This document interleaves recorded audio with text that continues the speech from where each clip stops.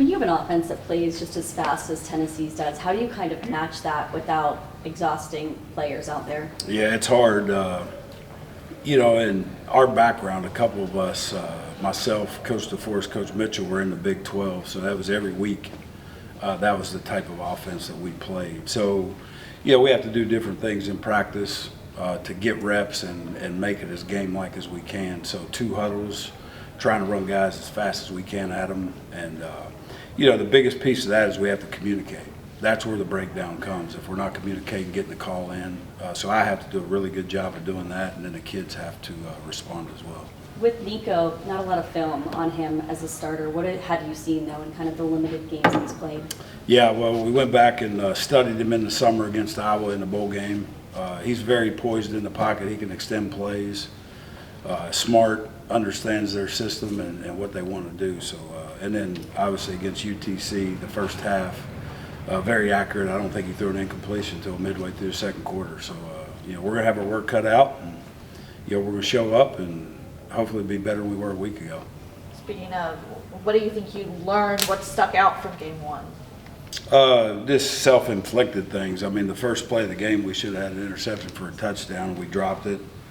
And then the second play of the game, we had an interception in our hands, and we dropped it. And then we get an ejection for targeting. I just think when I looked out and we first broke our huddle to run on the field, we had 8 new starters. So it was a great learning process for us. I'm really happy with the way we finished, and we adjusted throughout the game, but we have to get much better. From a coaching standpoint, when you have that first game against somebody other than yourself, and then you have your second game, in what ways in execution are you looking for them to get better? And how much tougher is it to step up to a top 15 team? Yeah, the speed of this game that we're about to go to, we've not seen anything like it. Preseason, fall camp, as far as the tempo that they use. So that's our biggest adjustment right now. But what we're looking for is we have to play very, very fundamentally sound, and we have to communicate. And again, I can't say that word enough. If we don't, it will be ugly. Our guys have to make sure that we're talking, getting the right call, getting guys in position to make a play, and then we have to make plays. What do you say to a player like Caden, when that happens so early in the first game, to get him kind of ready and in the right mindset for a big game like Tennessee? He's played a lot of football, and he knows. I mean, a quarterback's untouchable when they go to slide and give themselves up. I mean, that was not very smart on his part, but it's a learning tool that we could use moving forward. We have to stay off the quarterback. I mean, they're going to protect those guys, and they should. And, it's not very smart on our part.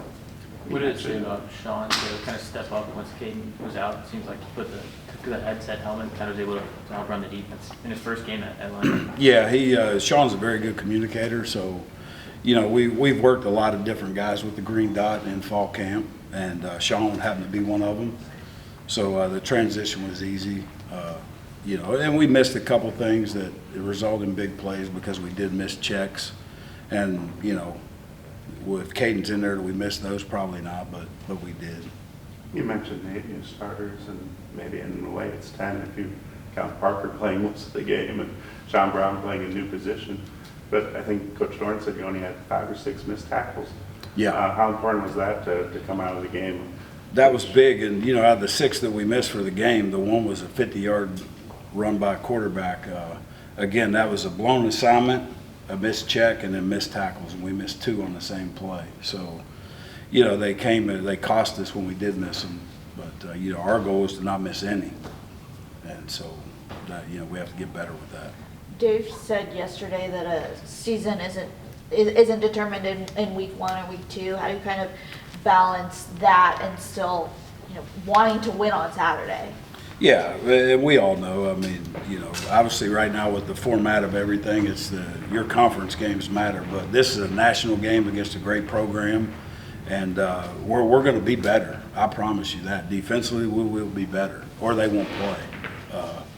And so it's going to be a fun night, and I'm excited about it. And what we have to do is just keep preparing and get our guys ready for the tempo piece of all this.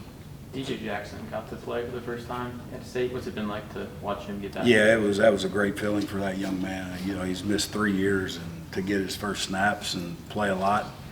I think he ended up getting 20 snaps, so But very happy for him, and again, he'll get better as we keep going on.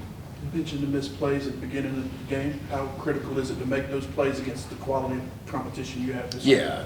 Yeah, we better make them, you know, so, but again, it's all focus stuff. I mean, the first play of the game, you know, I don't make many good calls during a game. That was a good one, and we missed the opportunity. So, you know, what we have to do is we have to, when they give us a layup, we have to make it, and we didn't.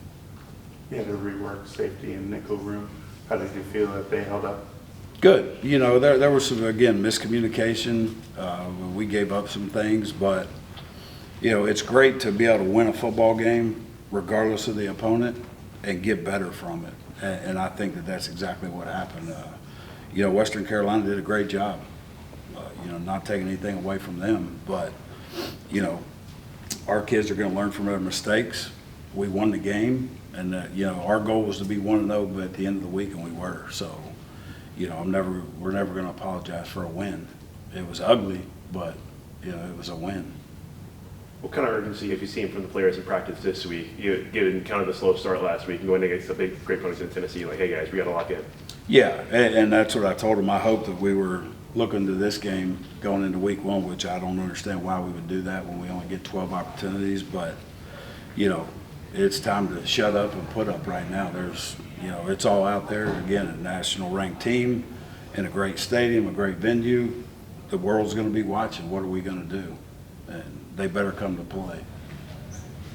All right, Coach Gibby.